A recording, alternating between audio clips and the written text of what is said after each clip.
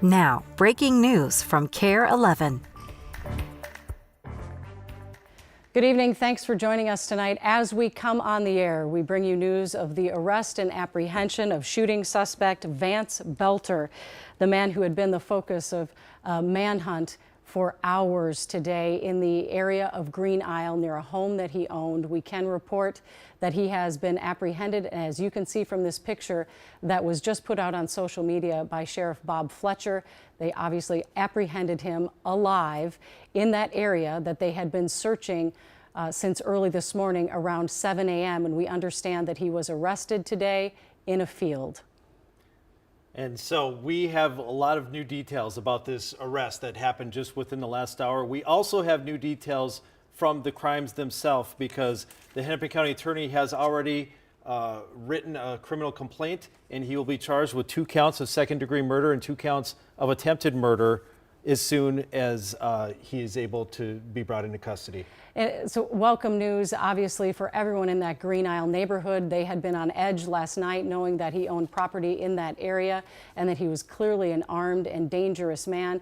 Also, we know it is welcome news for all kinds of elected officials who are currently holding office and those who have held office in the past. Already tonight, House Speaker Lisa Demuth put out a statement clarifying and saying that she was relieved. Dean Phillips, who served for the 3rd Congressional District for several years, also tweeted out that he had been on that list, thanking lawmakers for their efforts.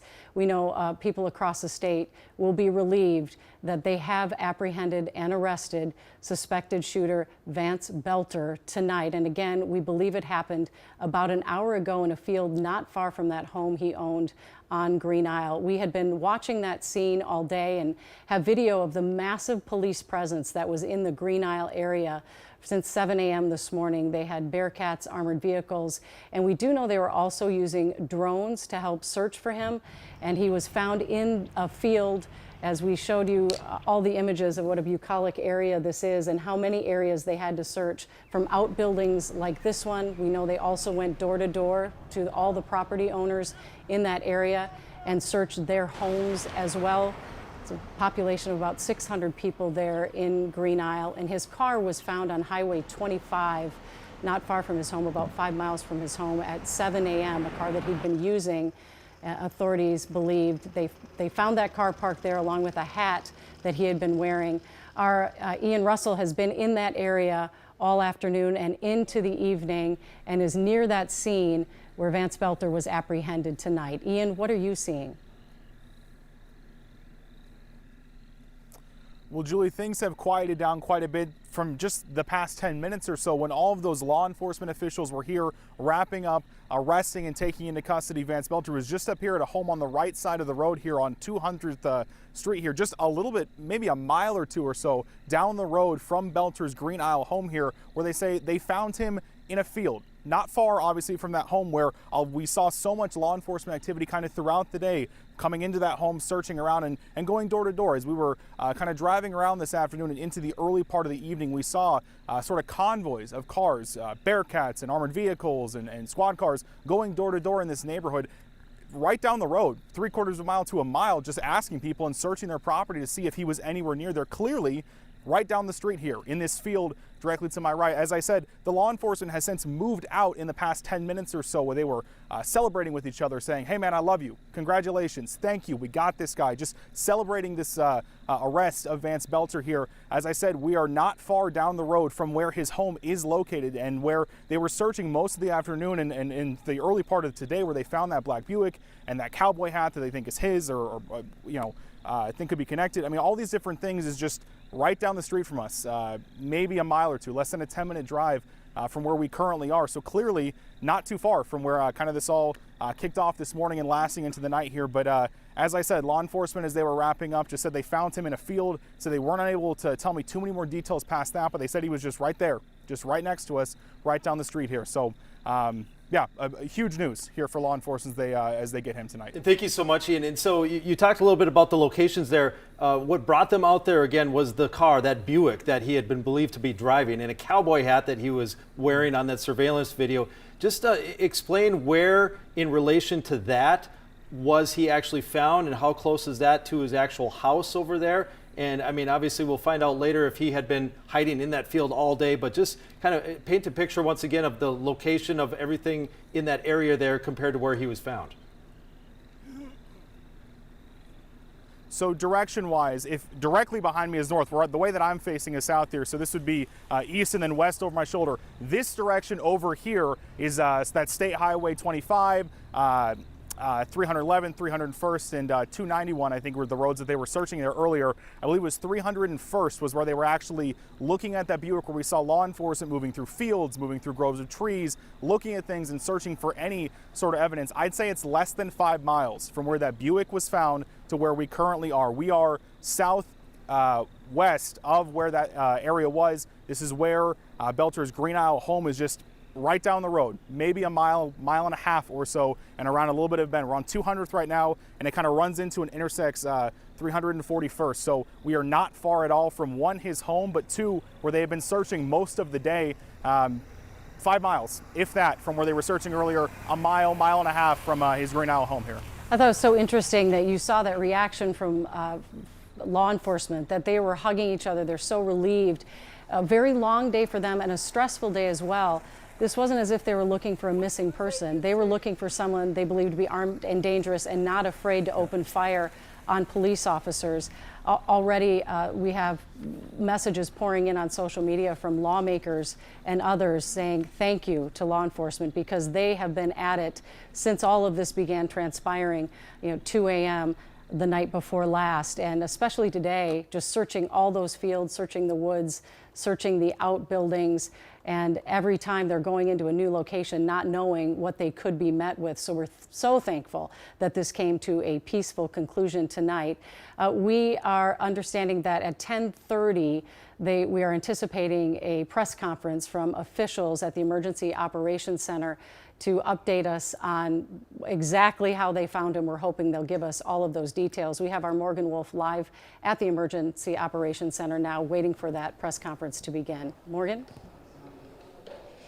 Yeah, Julie, I got back here just within the last 20 minutes or so, and things are moving right now. We have a crew setting up cameras, and we are just waiting for them to give us the word on who exactly will be coming to speak to us. Earlier today, we did hear from the BCA Superintendent, Drew Evans, who gave us more details on what was happening today and spoke about the search that they had going on in Green Isles. And so we're hoping to learn more information on how they actually took him into custody and the steps that led them there to that position in the field. We have a lot of questions right now at this moment, and so we are here at the command center and we're ready to ask them. Back to you.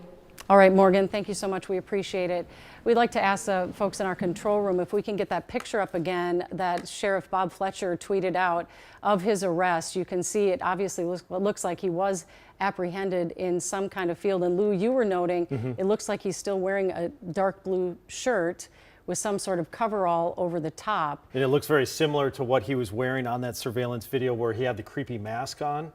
And it looks And a like flak it looks like he over just top. put this other coat on top of it. It's very similar to what he was wearing when he committed the crimes, allegedly. You had a chance to look over the criminal complaint, and there were some details there about the Brooklyn Park scene and what they found scattered around outside of that scene. Yeah, this criminal complaint gives new details actually all the way from the beginning, where the 911 call at 2:05 a.m.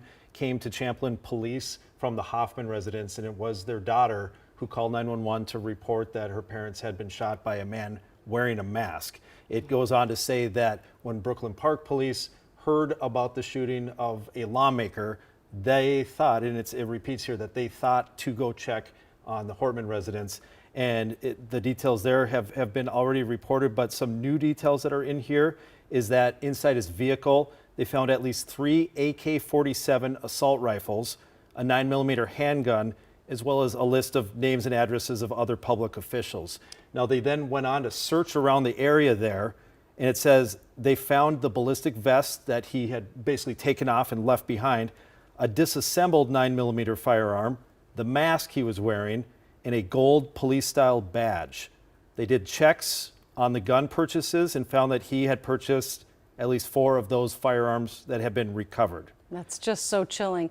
And I want to take a moment and pause and give great kudos to the Brooklyn Park Police for having the presence of mind to say, that was a lawmaker, let's check on the Hortman's house. Sadly, they couldn't save the Hortmans, but they met that gunman. And possibly prevented him from going to the next place. onto names on that list. We know there are about 70 names on that list of current and former lawmakers, and it's just an absolute miracle that they said, you know, we better go check on Representative Hortman in her home. And these charges are ready to go so that tomorrow he could be charged in Hennepin County with these murder charges.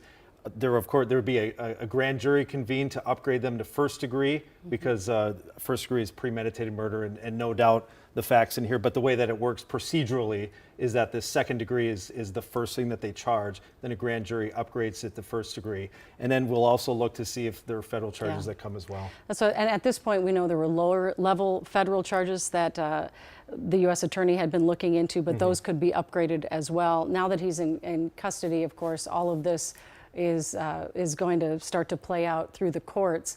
We're incredibly grateful that he's in custody tonight, and this had been a story I know that gripped not only people here in our state, but across the country as well. So kudos to our law enforcement officials. This is the statement that Representative House Speaker Lisa Demuth put out tonight on social media. I'm grateful that this nightmare has come to an end with a suspected murderer captured alive so he can be charged, prosecuted, and punished for the horror he has wrought on our state. Thank you to the brave men and women of local, state, and federal law enforcement who have worked around the clock to ensure that this evil man faces justice. And she is speaking for likely thousands tonight who feel that same way. There again is Vance Belter, the 57-year-old man that has been the subject of a massive nationwide manhunt, really, for the last 2 days. We know that there was fear that he was trying to leave the Twin Cities area. In fact, one of the first press conferences the BCA held with Drew Evans, they said, we believe he's trying to leave the area, and they were concerned about that. So it's interesting that he decided to not only not leave the area, but to be so close to a property that authorities clearly knew that he owned, that farmstead that it looked like in Green Isle. Right after these shootings, that morning, shortly thereafter, there were armored vehicles parked outside that home. So he clearly knew that law enforcement was aware that he owned a property there, and yet here he is tonight, about an hour ago, apprehended only a mile or so from that home. It's hard to believe that he would be able to make it back there undetected because they searched the home yesterday. We were there yesterday when it had a huge law enforcement presence. And then at 6 or 7 this morning, that vehicle was discovered, and the cowboy hat there was no attempt to hide it whatsoever. The car was just pulled off on the side of the road, cowboy hat placed right in front, clearly the same hat that he was wearing on the surveillance video. And he apparently went from there to just a couple miles to the west toward where his house is. And who knows how long he was just essentially lying there waiting. Hiding in the woods. You know, we had talked earlier, and there is that Buick earlier today being towed away from the scene. We know it had Minnesota plates and that it was the subject of what they call a BOLO alert, to be on the lookout for, because law enforcement knew that that was a car that he could be driving. Lou, you did some investigative work and found that it was registered to a different person. It's not under his name, That's at least. correct. It's another person's name, Minnesota man, and we haven't named him because we don't know if he's connected in any way or why He had that Vance car. Belter was driving this other man's vehicle. But yeah, it was in another man's name, and throughout this whole thing, they weren't ruling out the possibility that Vance Belter had help. And so this name went out in the Be on the Lookout alert in South Dakota as well. But apparently that vehicle never made it to South Dakota because it was found so close to home. A couple things we learned today as this investigation was ongoing. We also learned from a press conference with authorities that what has been described as a manifesto really wasn't what you might think of as a typical manifesto. When you hear that word, you think someone has written pages and pages out on a particular political ideology that they feel very strongly about. He said it was more, Drew Evans, the head of the BCA, said it was more like a notebook that had all these names listed of current and former politicians, and also some Planned Parenthood locations, and thoughts in there that led them to believe he had very strong opinions on the issue of abortion. We did speak with a roommate in his home in North Minneapolis, which is a place where he rented a room because he did some odd jobs around the Minneapolis area and would crash there a couple times a week. And his roommate said that he didn't talk a lot about politics, that he had no idea that Vance Belter, a man he'd known since 4th grade, was capable of this kind of violence, if in fact he is the shooter, as police believe that he is. So he was shocked. But again, that manifesto that we've heard so much about did not appear to be some long written out ideology on any particular political topic. One thing that the criminal complaint does add, that he did have addresses for other elected officials. And so it's, with these 70 names, at least other addresses as well of politicians. And, that would be the assumption, is that he planned on making more stops after that one. Can you speak at all to the federal charges that might be forthcoming and the penalties involved? Well, so I was in Tucson, Arizona when Congresswoman Gabrielle Giffords was shot, and because she was a congresswoman, a federal politician, they were able to charge a special murder charge in federal law for that. That doesn't exactly exist just because the victims in this case were state lawmakers. However, remember the Luigi Mangione case that recently involved the murder of Brian Thompson. They charged a terrorism charge, and they were able to say, because the murder itself was meant to strike fear in others, and so if they want to use something like that, they could apply something like that, and they could seek the death penalty if they choose to do that. All right, so all those charges, of course, will be forthcoming, as will a press conference here from officials at about 10:15 tonight. We want to let you know as well, we have 2 active situations that are still ongoing in communities here in the metro. We have a couple different neighborhoods that are under shelter-in-place orders. One of them is in Eagan, and one of them is in Maple Grove. And of course, because this was an ongoing situation, there was a manhunt going on for Vance Belter. People in those communities were wondering if those were related. We can tell you that authorities told us the one in Eagan, which has been going on for quite a while, is not related at all to this investigation, and we believe the shelter. I heard back from Maple Grove, and that's not related. And that's not either. It's a shooting or a shooter. Well, it's just that it's not related to this case at all, as they confirmed. So it's an unrelated, nonetheless, I'm sure, a frightening situation for people in those neighborhoods, but not related to their search for the suspect, who, again, they found in a field near his home in Green Isle, Minnesota, which is about 45 minutes southwest of the Twin Cities. But a lot going on, an active night for law enforcement, even outside of this case that they've been working on so diligently. But we know lawmakers tonight breathing a sigh of relief that this man is apprehended. But of course, his actions just really highlight how vitriolic everything has become in our society around politics. And there will be a lot of discussions going on about security for our lawmakers. We know that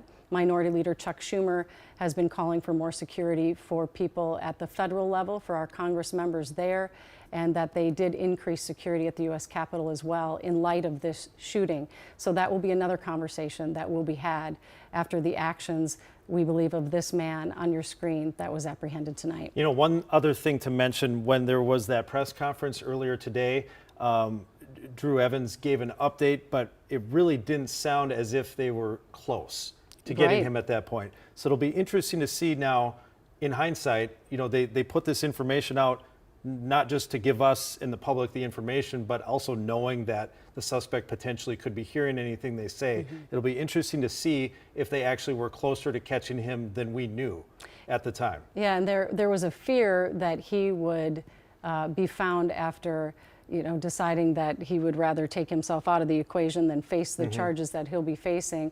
I know a lot of people, as Leader Damemuth said, are very happy that he will face charges and a punishment, and if in fact he is the shooter, as they believe he is tonight. So I agree with you. When we listened to that press conference, it really sounded like, hey, we're still searching, but it will be interesting to say, what was it that outside of that car and that hat that were keeping him in that area? We know they had the assistance of so many different law enforcement agencies, including federal agencies, to help them find him. There were departments on scene from Eagan to the ATF, FBI.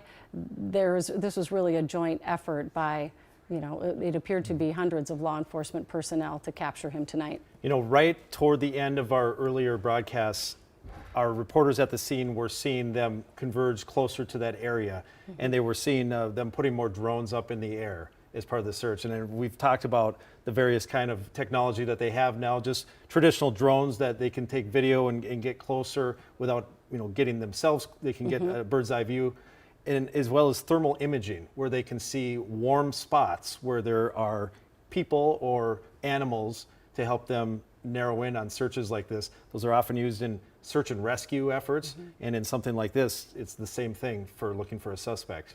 Now, you said that you had experience with Congresswoman Gifford's attempt or her shooting, and that case also, there were all kinds of narratives that grew up around it before people had actual information. One big message that was being sent by the BCA during their press conference was, please do not buy into all the conspiracy theories. Please do not share misinformation on this case, because everyone wants to have the answers right now, Yes. and we really don't have any. And I think that was obviously, if you spend any time at all on social media, you see that there are lots of theories out there, some of them involving his wife, who we don't know if she had any inkling that this is what he was planning to do. We don't know if she had any involvement at all. All we know is that she was questioned earlier today. Yeah, Drew Evans put it very well. He said, we want easy answers to complex situations.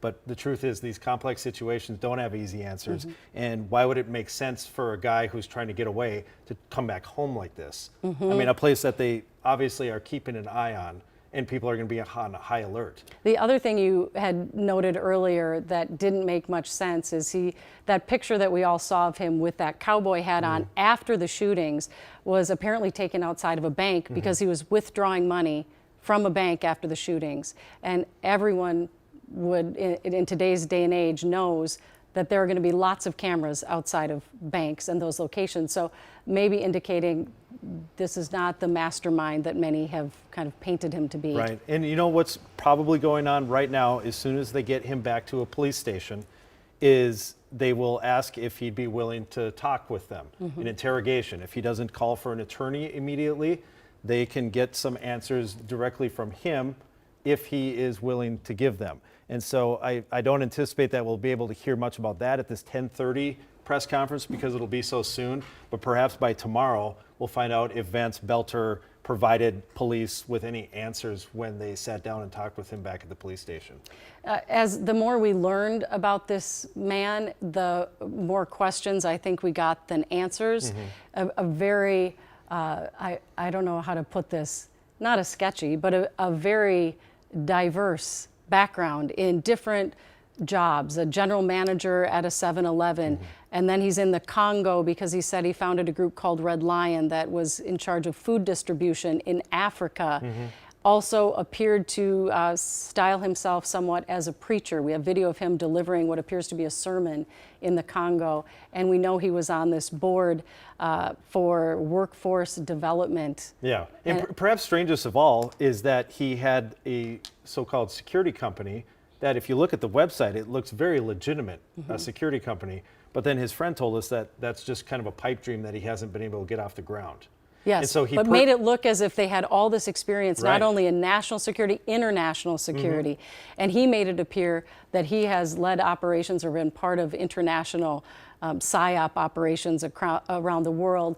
It is worth noting that there is a lot of skepticism around many of the claims that he made in his various bios that we've been able to find online. And then we did clarify some more information tonight about the board that he was appointed to by Governor Dayton and Governor Walz.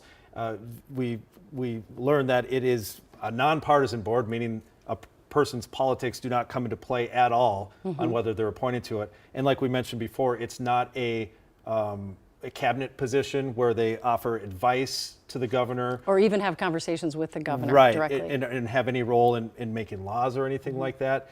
And we also confirmed that Governor Walz did not know him. Yes, his office has said he did not know who this person was.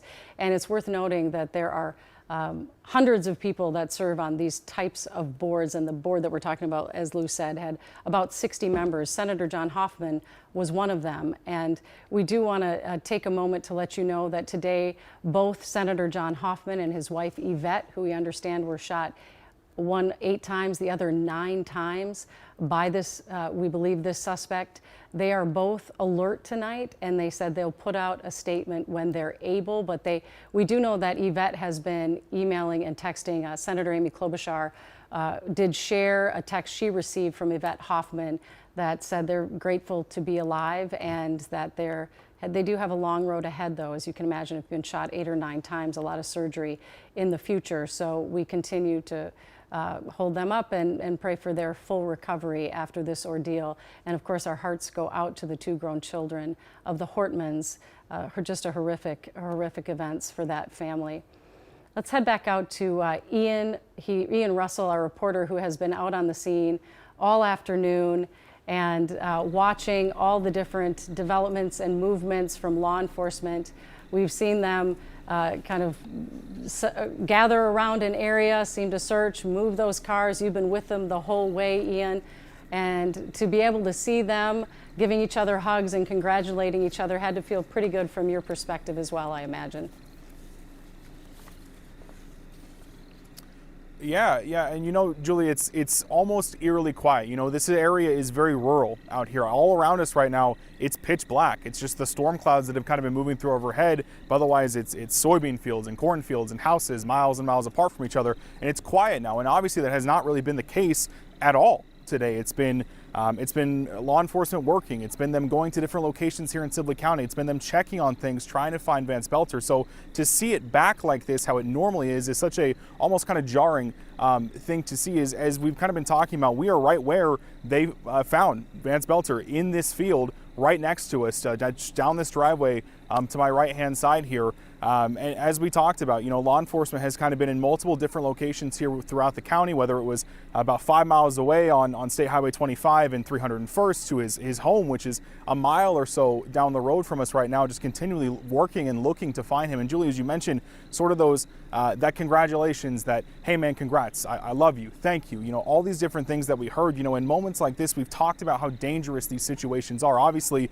you know, with an armed person like this who is shot at people, obviously law enforcement is doing what they can to be careful and be safe as they try to track him down. So to be able to take him in like this, and as far as we know, no one hurt or anything like that, I mean, obviously that's a huge, massive feeling of relief for them as they're able to get him into custody and get him out of here, as we said, just laying or in a cornfield or a soybean field. It's hard to tell, obviously, because it's pitch black out here, but just so close to where they've been for the past 2 days, just looking around for him. So obviously just a huge moment of relief and joy, and just all these emotions coming out from these folks who were working to get him into custody here.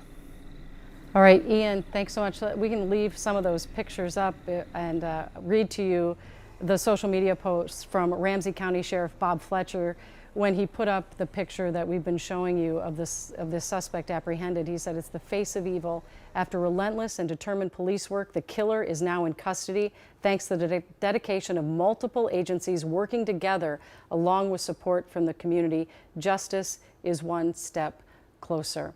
And once he was apprehended, I know you got your hands on the criminal complaint, Lou. One thing we'd been talking about was the fact that Hope Hoffman, whose mother Yvette had covered her to protect her from the bullets, obviously was a witness here that could have provided details to police. Did we learn anything about that in the criminal complaint? Yeah, so she is the one who made the initial 911 call and reported that a man with a mask had shot her parents. They took the video surveillance. We've shown the video surveillance of him with the creepy mask on. That was from the Hoffman home, we now know. And on that footage, they have video of him with the mask on, knocking on the door and announcing himself as a police officer. So that is how he was able to gain entry to the house, and that's where he shot the Hoffmans there. The video surveillance then showed him flee the residence, get into his, what they call a police-style vehicle, because it had the blue and red lights on it. And what he was wearing was a mask, a blue shirt, a police-style tactical vest with a badge, and a yellow-gripped gun in his hand. Just horrifying. And we still don't know why there was such a major time lapse between Champlin and the Brooklyn Park residence. It was about an hour and a half before Brooklyn Park police caught him in the act there, essentially. I guess we don't know what time he actually arrived at Brooklyn Park, so we don't know, you know, it would only take 10 minutes to get there driving, so we don't know why there was that lapse right now in that period of time. But we do know when he ran from that house, he clearly stripped off some things, the vest, the badge, disassembled gun. Yeah, disassembled a gun. And beyond that, he still had 3 AK-47 assault rifles in his vehicle, as well as another 9mm handgun. And so with the disassembled gun, the AK-47s he left behind and the 9mm he left behind, perhaps he wasn't even armed anymore when police took him into custody, which, you know, thankfully, again, him getting caught the way that he did in the act maybe prevented him from being armed moving forward. Yeah, it's incredible police work by Brooklyn Park Police. So thoughtful and present of them to say, let's check out other lawmakers' homes in the area. And as Julie, one more thing, as we talk about, you know, poignant images, of course, this one posted by Ramsey County Sheriff Bob Fletcher. If we could take a look for Julie Blaha, the state auditor, has a picture taken from Yvette Hossman's hospital room of her watching the coverage on TV with this very picture showing. Oh. And so that's something that we should pull up and show to people as well. Can you even imagine the relief? We talk about for the other lawmakers who know that their names were on that list, but to think about the Hoffmans, to know that this person is not coming back, that this person has been apprehended, must be a huge relief, because it's hard to imagine the horror they went through. Even just seeing that image of him in the mask, and we now know that is what they were presented with when they opened the door. It's too horrifying, really, to even imagine. So we're so happy for them as well that they can rest easier tonight knowing that he has been apprehended. We were told there would be a press conference with law enforcement agencies coming up at 10:30. We're a little bit past 10:30 now, but we are waiting for them to come to the podium and give us details on how they apprehended Vance Belter this evening. That would have been about an hour and a half ago, we believe. Our Morgan Wolf is there live. Morgan, you see just reporters right now or photographers walking past you. Any sign yet of the officials, or any idea which officials are going to speak? You know, Julie, we actually just got that update about 10 minutes ago that they are running behind, and so we are just patiently standing by here. And actually, if we could show you the room right now of the amount of reporters and photographers that have joined in here. We have people from Network News, we have our local friends here, our counterparts over at different stations in Minneapolis, and so everyone is standing by here waiting to hear updates from investigators. We are anticipating that we can hear from BCA Superintendent Drew Evans. He has been our point person basically throughout this investigation, giving us those significant updates here at the command center.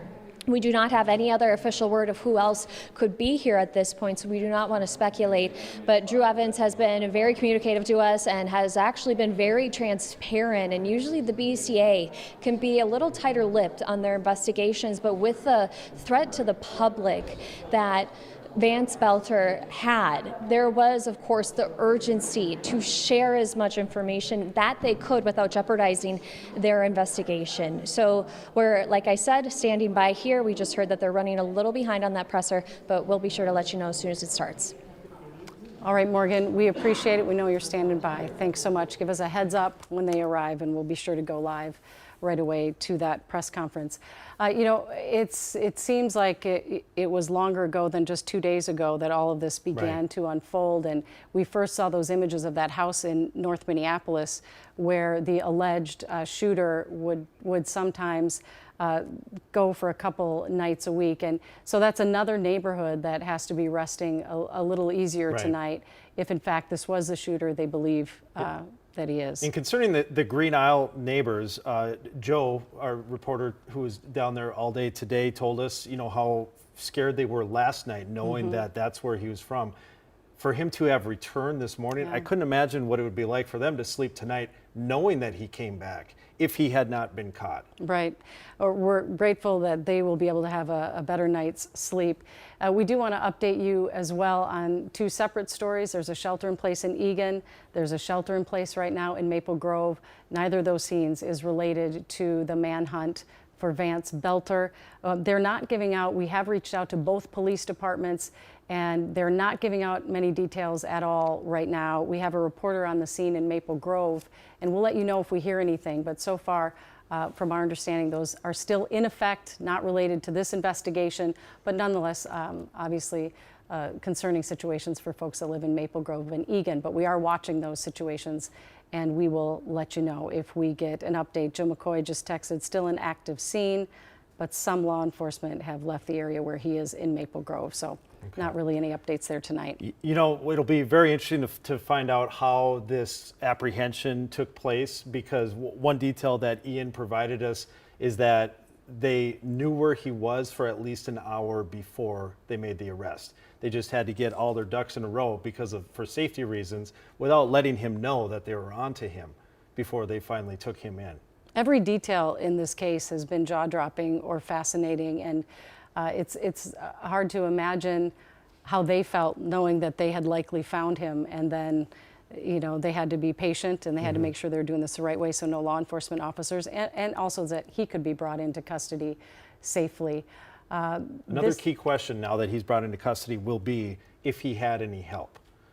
Yes. Because as we reported, his wife was stopped, detained for a short period of time, potentially items with her taken from the vehicle where she was up north in Onamia with other family members.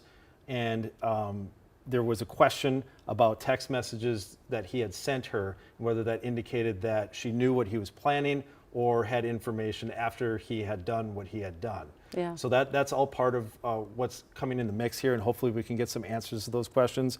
I did reach out to his wife, Jenny, to ask for comment after his arrest here. I've not heard back yet. Well, and we do know that whatever questioning or searching they did of her car, Drew Evans from the BCA did confirm that she was not in custody. So Meaning she wasn't arrested. Correct. Yes. So they had questioned her, and they definitely downplayed, they said, of course we're always going to talk to family members, but again, there's always that element of police downplaying because they know who's listening when they say things like that at a press conference before somebody's arrested. yes, and as they search those farm fields and those outbuildings today, we know that many of you here in the Twin Cities were watching as massive convoys of law enforcement vehicles were heading southwest to that area in Sibley County to participate in that search. So I believe Drew Evans said at the press conference there were more than 100 or hundreds of law enforcement officers down there participating in that search as well. So we are again waiting on that press conference to begin so we get some official word and details on the actions of law enforcement tonight, and we're so grateful that Vance has been apprehended. So there is another detail in the criminal complaint that I overlooked before now, and assuming that everything is up to speed here with the way it played out, but it makes it sound as if when the Brooklyn Park officer arrived, the shooting was just taking place, because it says in the complaint that the officer witnessed him shoot into the home through the open door. Oh, so he was going in, not necessarily just coming out when the officers arrived. That's the way that it's phrased in here, so that's a follow-up question that we'll need to ask. And I did feel like throughout all of our coverage, we had the sense that the Hortmans had already been shot. Officers arrived on scene, and he came out of that door, and they exchanged fire. Right, and what it says here is that the officer saw the defendant, still dressed as a police officer, shoot an adult man referred to as victim 2 through the open door of the home. Wow.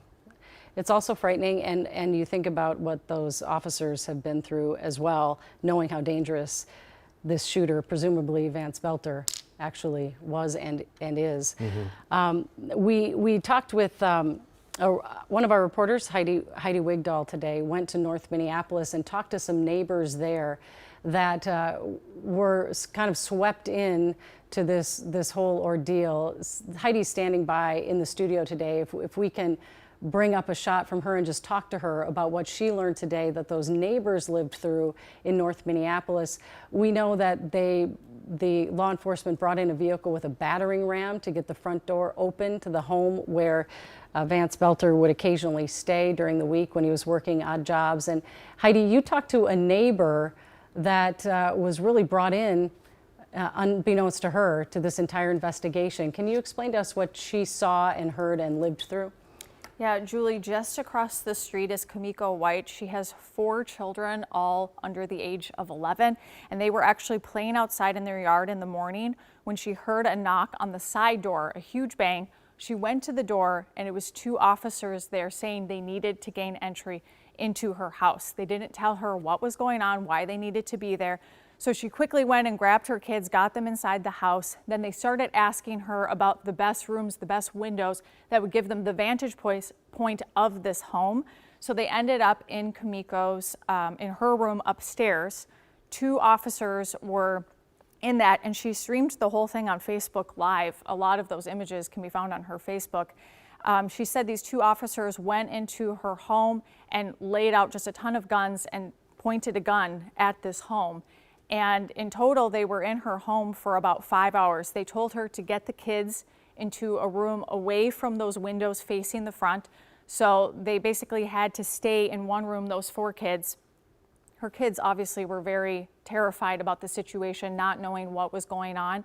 And she said also at this time, they actually didn't know.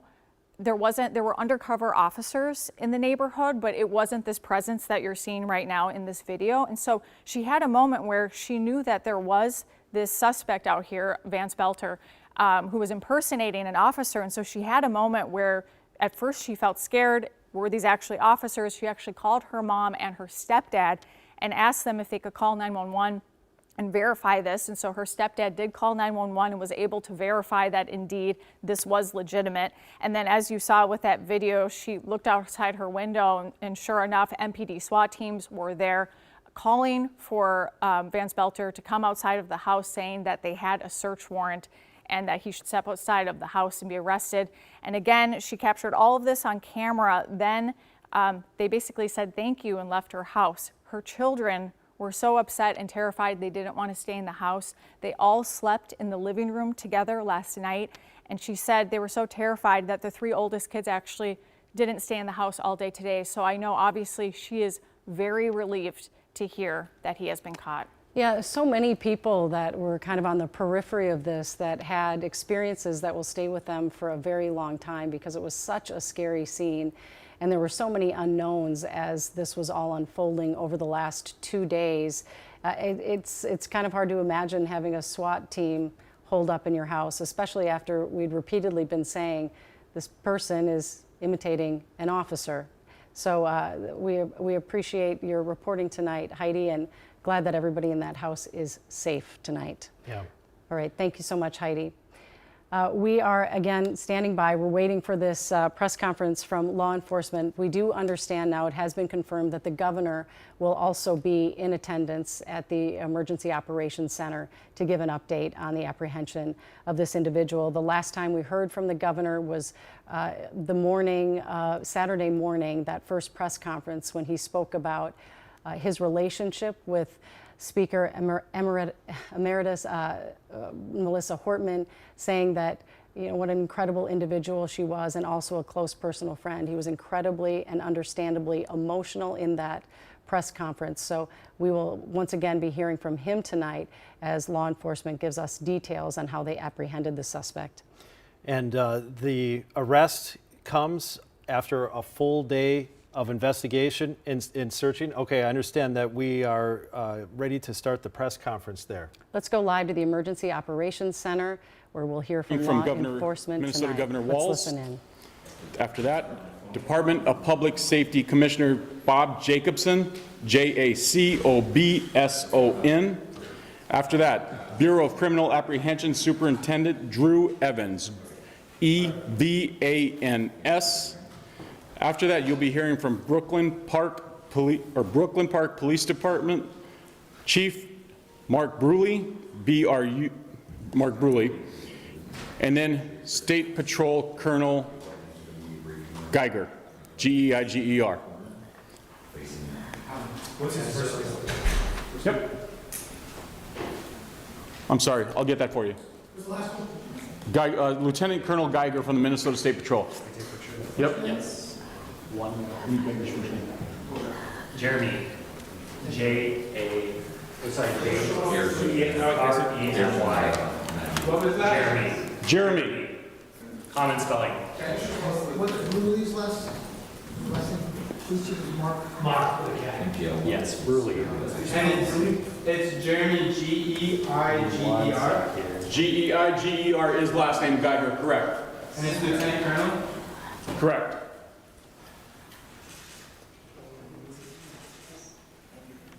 You can see there they're just getting media members ready for the lineup of speakers, making sure we have all the names of the law enforcement leaders who will be speaking, how you spell their names. This is all customary before these press conferences begin.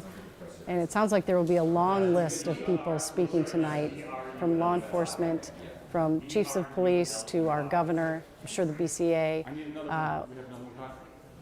just getting everything organized there tonight. It'll be interesting to hear everyone's thoughts on the arrest being made and justice being able to be achieved in this case for the deaths that Mr. Belter allegedly caused. You know, the old saying is that they often take the easy way out, meaning that someone in that position would kill themselves or die by police rather than face the consequences for something they did.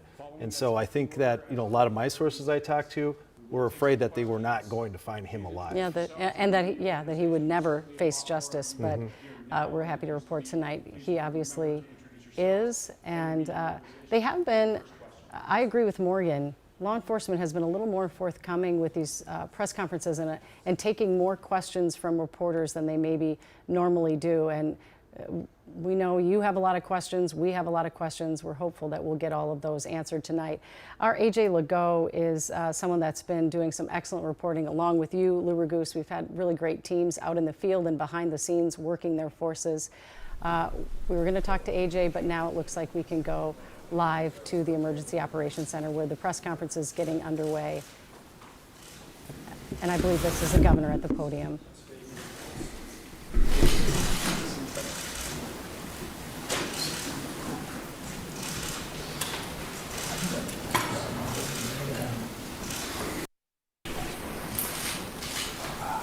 Good evening. After a two-day manhunt, 2 sleepless nights, law enforcement have apprehended Vance Bolter. That's 48 hours that law enforcement involved in a complex and dangerous manhunt. Spent Father's Day away from their families to deliver justice for Melissa and Mark Hortman and their children who spent this Father's Day alone. To the law enforcement who stand here and the hundreds who were involved in this, the state of Minnesota owes you a deep debt of gratitude. Thank you. You ran towards the danger and you served the state of Minnesota. This is a great example of coordination and collaboration. Multiple agencies, federal, state, and local, coordinating together in a way to protect the public and close this hunt around. Multiple agencies were there as FBI laid hands on it and Minnesota State Patrol put the handcuffs on. One man's unthinkable actions have altered the state of Minnesota. Melissa Hortman was the core of who our values were. She had a hand in so many things that happened. The building that we stand in, she helped usher through so that we could respond from the State Emergency Operations Center with the professionalism and giving the tools necessary to law enforcement to do their job. To Melissa and Mark's family, I cannot fathom your pain and the grief that you're going through. We'll take solace in the memory and the work that Melissa did, and you can rest assured that we will put every ounce of effort that the state of Minnesota has to make sure that justice is served and the individual responsible for this serves the time for the unspeakable act. State grieves with you. The latest news is Senator Hoffman came out of final surgery and is moving towards recovery. Yvette is healing. And I think when the story comes out, and I'd like to say on behalf of the state of Minnesota, the heroic actions by the Hoffman family and their daughter Hope saved countless lives, and we are grateful. Bureau of Criminal Apprehension will continue to investigate. We will keep you informed. We'll spare no expense and no work to make sure that that happens. A moment in this country where we watched violence erupt. This cannot be the norm. It cannot be the way that we deal with our political differences. Now's the time for us to recommit to the core values of this country. And each and every one of us can do it. Talk to a neighbor rather than arguing. Debate an issue. Shake hands. Find common ground. This is who Melissa Hortman was. In the first negotiating session that I had a chance to work with her, she got all the partners in the room, and she provided each and every one of us a copy of a book called Getting to Yes. And the whole premise was debating with a sense of goodwill, a sense of trying to come to compromises that serve everyone. And because of her, we did that. Because of her, we did that year after year after year. That's the embodiment of how things are supposed to work. It's not about hatred. It's not about mean tweets. It's not about demeaning someone. It's leading with grace and compassion and vision and compromise and decency. That was taken from us in Minnesota with the murder of Speaker Hortman. So for each and every one of us to truly honor, and we will continue to honor that spirit, but we will need to do it in just more than actions in a memorial. Conducting ourselves in the spirit that Melissa Hortman did her work is what the country needs to heal. I will once again say the deep debt of gratitude. These professionals standing behind us and countless others. This was, you'll hear from them, incredibly complex. And to take this suspect in with no life of life or injuries to civilian population and to bring him in alive so he can serve justice, which he will do in Minnesota, is an incredible thing that we are grateful for. With that, I'm going to turn it over to the professionals, starting with Commissioner of Public Safety for the state of Minnesota, Bob Jacobson. Thank you.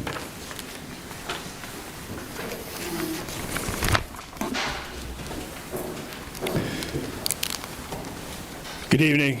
It's good to see you all here tonight. Thank you for coming in. My name is Bob Jacobson. I'm the Commissioner of Public Safety. And again, it's my honor to serve in that position. First of all, I want to thank all of the law enforcement agencies that have been working tirelessly over the past 2 years since the shooting at Senator Hoffman's home. The coordination between state, local, and federal law enforcement partners is the reason we are here tonight, and the suspect is in custody. Bolter exploited the trust our uniforms are meant to represent.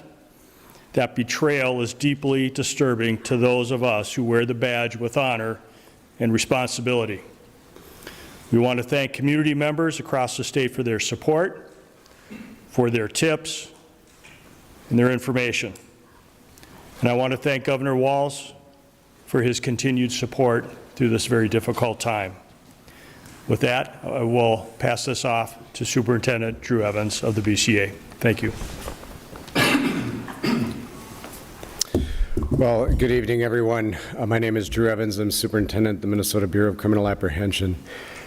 As was noted and was previously described, Vance Bolter was taken into custody in Sibley County. We were with you earlier today when we provided information about the manhunt and the myriad of law enforcement that have come together working in partnership so that this evil cannot be continued. The first step in a case like this is that we take him into custody, and then the work will continue and begin to make sure that we have all the evidence we need to ensure that he is held accountable for his crimes. Please bear with me, but I think it's important because it has been noted by the governor, just to give you some background on the teams that were down there, and I may even be missing some in terms of this because there were law enforcement partners, not just from the Twin Cities, but across the state of Minnesota that came together. From the Brooklyn Park Police Department, the Tri-City SWAT Team, Eagan Police Department, Burnsville Police Department, our South Metro SWAT Team, the FBI, ATF, United States Marshal Service, State Patrol, Washington County Sheriff's Office, Ramsey County Sheriff's Office, the Richfield Police Department, St. Paul Police Department, Bloomington Police Department, Sibley County. We had Riverview Medics, Green Isle Fire Department, and LifeLink in the area, in addition to Prior Lake, Crow River SWAT, and the Hennepin County Sheriff's Office. And again, I may have been missing, and I apologize to my partners for that we do that.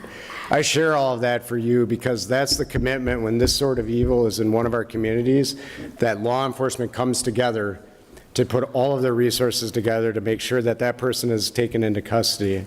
That is so that people across the state of Minnesota and legislators that were targeted in these attacks and that may have been listed can breathe a sigh of relief as quickly as possible as we came together in an incredibly complex set of circumstances in that.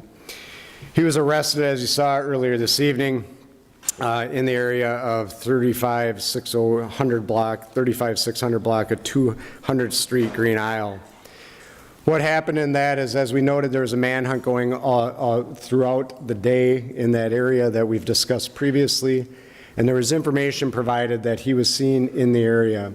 When that information was provided to the investigators that were conducting the ground search, they converged on the area with a number of SWAT teams with the assistance of the Air Wing from Minnesota State Patrol, and we'll provide a few more details about the end of coming into custody in a little bit, but he was taken into custody at that time. He is in custody, and a reminder for anybody that was not, when we've previously said that, taken into custody under a state criminal warrant. That information will be made public, if it is not already, detailing the complaint that he is charged in the cases at this time with the murders of Speaker Hortman and her husband, Mark Hortman, also with the shootings in John Hoffman and Yvette Hoffman for those crimes, and will be moving forward. We are also in close contact with our federal partners, both the FBI, United States Attorney's Office, who are examining whether or not additional charges should be brought at the federal level related to this at this time. There is a lot of investigation that continues, and I'm going to turn it over to Chief Bruley to provide some comments on this and the work. I just want to tell, certainly for the communities of Champlin, City of Brooklyn Park, you both have incredibly professional police departments that work day in, day out and tirelessly in this situation to bring justice and work towards that, not only for the families and the loved ones and the community that are impacted, but for the entire state of Minnesota, and our teams are incredibly proud to work alongside them and all the law enforcement partners. And so with that, I will turn it over to Chief Bruley for some comments on this, and the work will continue in partnership with them and others moving forward. Chief. Good evening. I'm Police Chief Mark Bruley, Brooklyn Park Police Department. Just a few comments. One, I'm very proud to tell you that we took the suspect into custody who is responsible for this. That was within 43 hours of the incident. There's no question that this is the largest manhunt in the state's history. Just down at the scene where he was taken into custody, there was 20 different SWAT teams over an extremely large area hunting this individual down to take him into custody. I believe that the state of Minnesota and certainly the city of Brooklyn Park should be extremely proud of the police officers within the city of Brooklyn Park, but the partnerships that we had are unprecedented between the federal agents, the county, the locals, and others around. It is absolutely an incredible task what went on. Essentially, the Brooklyn Park Police Department was turned over into an operations center, and that's all that hundreds of detectives worked on tirelessly for 43 hours. So while this has come to some conclusion where we've made an arrest, there is a ton of work that needs to be done. So I encourage community members, if there's evidence, information, or other things, please continue to feed that information to the Brooklyn Park Police Department so that we can fully investigate this and present a complete case to both the federal jurisdiction and the Hennepin County Attorney's Office. With that, I'll turn it over to the State Patrol. Good evening, everyone. My name is Jeremy Geiger. I'm the Lieutenant Colonel with the Minnesota State Patrol, the Assistant Chief. The Minnesota State Patrol, along with countless other partners, were responsible for this arrest.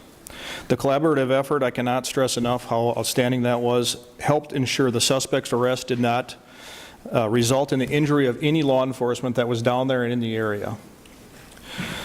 We had special response teams on the scene near 200th Street in Sibley County.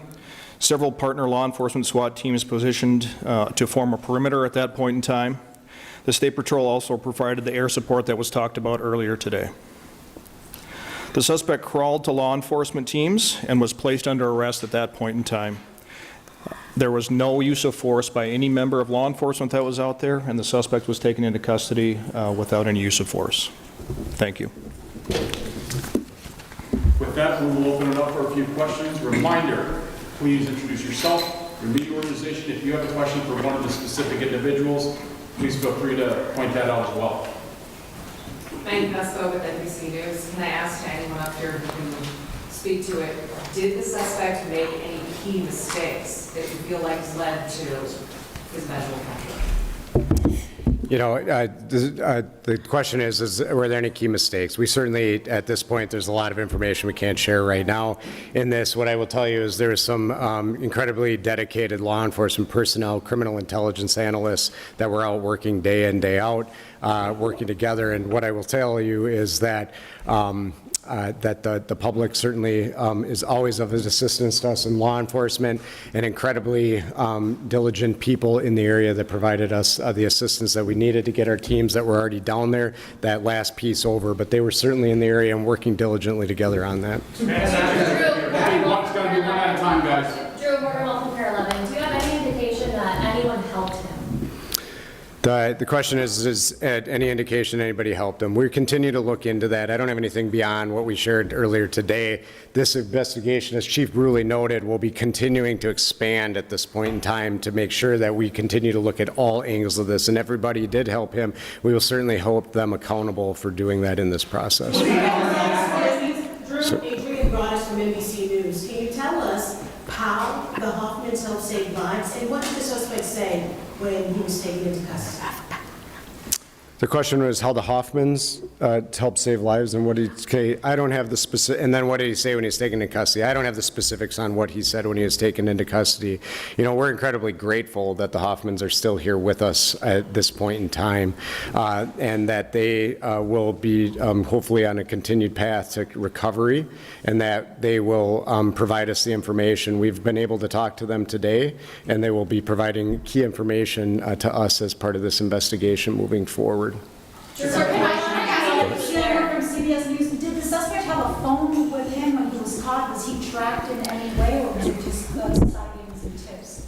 At the end, the question is, did he have a phone with him? I don't have the specifics on everything that was with him when he was arrested at this time. I will say he was armed, and that he came when he was taken into custody, but we'll be sifting through all of that information from there. What's that? I can't on the weapons at this time, so Paul Bloom. Fox 9, just kind of elaborating on sort of a Hoffman question. To me, the encounter at Speaker Horton's house with, I believe, the Portland Park Police, the gunfire there, the fact is you then have to abandon that vehicle with several weapons. You have to unsealed criminal complaint. How significant was that in preventing any further tragedy and ending it with him on the ground in Sibley County? Yeah, the question is, again, expanding on the Hoffmans and providing addition. What I'll tell you, Chief Bruley mentioned this yesterday, and his police officers going to check proactively on Speaker Hortman's home at that time. If that had not happened, I have every confidence that this would have continued throughout the day by his officers encountering him at that. It was forced to abandon the vehicle that he had at that time and lead to what we got to today. So by that incident occurring and the law enforcement communication that was occurring, it allowed the proactive approach that was able to get to the point where they were able to now eventually take him into custody today. Thank you. I just want to clarify, there's a little bit of detail that the Ramsey County Sheriff has provided. I just wanted to see if we can nail it down. So it's the detail that he had provided to the Star Tribune is that for about an hour, Bolter had tried to evade arrest, and that 8 teams crawled in a ditch to try to corral him. I don't know if you have that level of detail, but additionally, because you were able to take him into custody without incident, what did your law enforcement officers say to him to warn him out and have him taken peaceably? So the question is about the teams and then what was done to get him into custody. So we don't get into operational details for the safety of our law enforcement going forward in terms of what it is. But what I can say is the incredible teamwork that was done and the large number of law enforcement certainly put us in a position where they were able to maneuver into this area to safely put him in a place where, you know, I don't know what was going through his head and I wouldn't speculate, but they have incredibly professional teams that are trained on this and how to take somebody into custody, and they provided the commands and he gave up peacefully. Superintendent Joni Kaplan from WCCO and CBS News. First, if you could just speak personally for you and all your colleagues. I imagine this is a relief for a lot of you. Can you talk about what it means to you personally to have this done only a few hours ago when you weren't sure if he was in the state, let alone in the country? Yeah, the question is the relief for all of us. I mean, the relief for us in law enforcement is we feel an incredible amount of pressure to bring a person into custody, to bring safety to the community. these professionals behind me and their teams, this is what they do. This is what they get paid to do, and they're honored to do the work on behalf of Minnesotans every single day. So the relief is that we can bring that sense of relief to communities across Minnesota, legislators that were on that list, and that's what we want to do. Matt Sepik with the Governors. At what point did you get the call, and from whom generally, that he was in that area in Reno?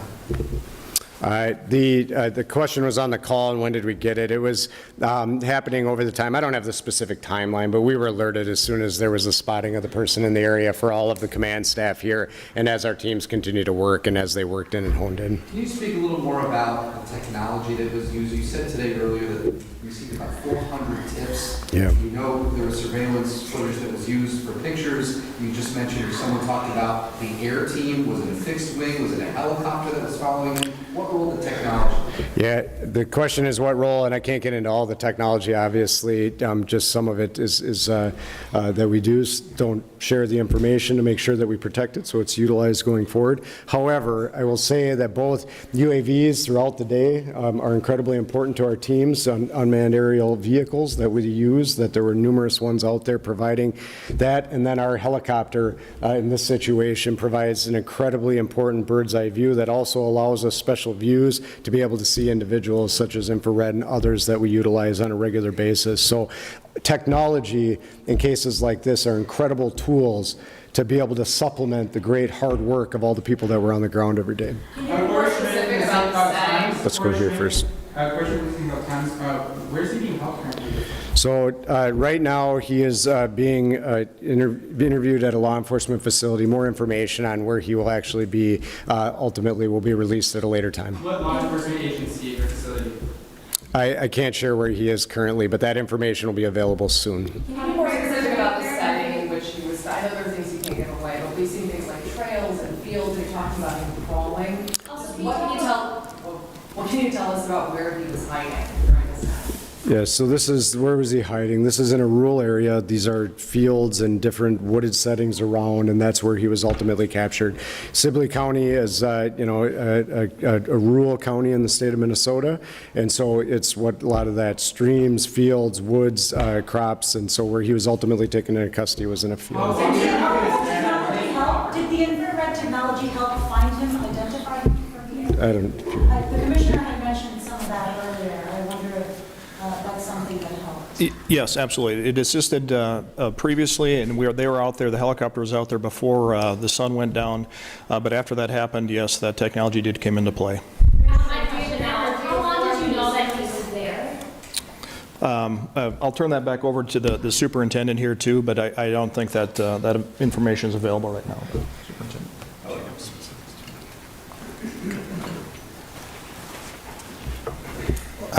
Mark Bruley, Police Chief, Brooklyn Park. The question is how long did we know that he was there? A vehicle that we believed that he was in was spotted many hours before and had been abandoned. An alert police officer believed that he may have seen the individual running into the woods, and that started a large-scale perimeter that we set up, or down in Sibley County set up, and we started to deploy resources, including the Brooklyn Park SWAT team, and along with many other SWAT teams, to contain an extremely large area, knowing that this is a very dangerous individual. During that, we got privy to additional information of an individual that was in the woods, and that search went on for many hours until ultimately we were able to locate him in the woods. In approximately an hour and a half or so, we were able to close the distance in with the technology and the State Patrol helicopter, and where we were able to call him out to us. Hi, Police Upper ABC News. Are you doing more information about motive, and are you guys considering this an act of domestic terrorism? Yeah, it's absolutely way too soon to say that right now. That's where the investigation, we have been just solely focused on the manhunt. And the goal is to give some calm to the situation of many individuals that were on the list that were worried about their safety.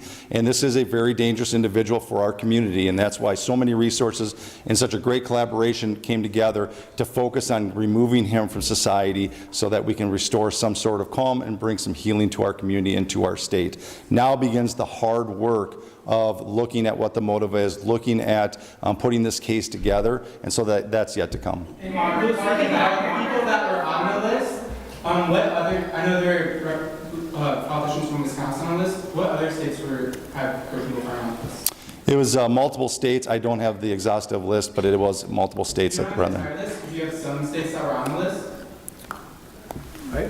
We can, there's a few, I don't want to say it because it won't be exhaustive, but Wisconsin, Illinois, Michigan, some others that were on there. There was a variety in Nebraska, Iowa, we've had contact. What I will tell you, and I will not get into any more specifics beyond that, we are in coordination with our federal partners and our fusion centers in those states to coordinate with local law enforcement and the FBI in those states and the state fusion centers that are there to be able to provide that information and notify those individuals that they were on that list. Are you concerned that there's other people out there that could have been working with them?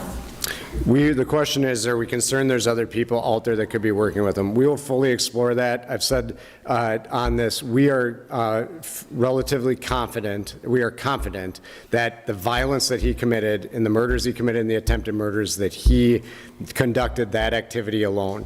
We will be exploring if there are any broader network. We have not uncovered any of that at this time, but that will be part of our investigation, and we will fully explore that. So thank you. Thanks. Thank you. We can go. Thank you. Thank you. Thank you, everyone. Wow, a lot of information coming out of that press conference tonight. We learned some stunning new details about how they captured the suspect, Vance Belter. And I have to say, some of the things that stuck out to me in that press conference was that he was armed when they brought him into custody, that he was in their sights for an hour and a half, and that he crawled to them, and he was taken into custody peacefully. Yeah, it sounds like they knew where he was at a certain point, and they just slowly closed in.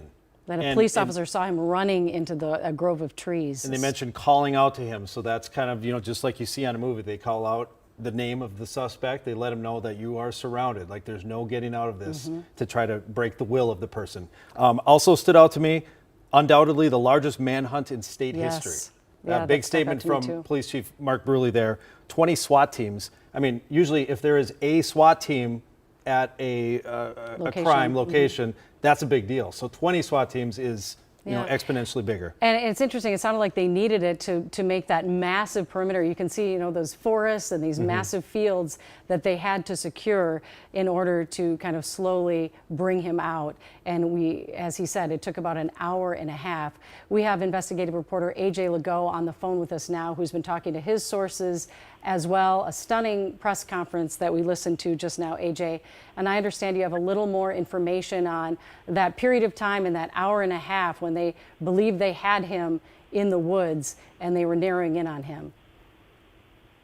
Yeah, Julie, this didn't come out at the press conference we all just listened to, but what my sources are telling me is what led law enforcement to that specific area is a neighbor who spotted Bolter on a trail camera, like hunters would use in rural areas, or, landowners might have them up to spot trespassers. But that trail cam was what led law enforcement to that area. A neighbor spotted him and got a hold of law enforcement. Yeah, it's stunning. And some of those trail cameras, you have to actually go out into the woods, take the chip out. Some of them broadcast it. It must be right into people's computers on Bluetooth. So yeah, many of them have Bluetooth, and they're for spotting game. So a big deer goes by the trail cam, and the owner of the camera will get a picture sent right to his phone immediately. And I would surmise that's the type of camera we're talking about, is a live, a Bluetooth feed from the camera to whoever it was that spotted him. It raises certainly interesting questions about the reward that was listed. Yeah, the FBI offering a $50,000 reward.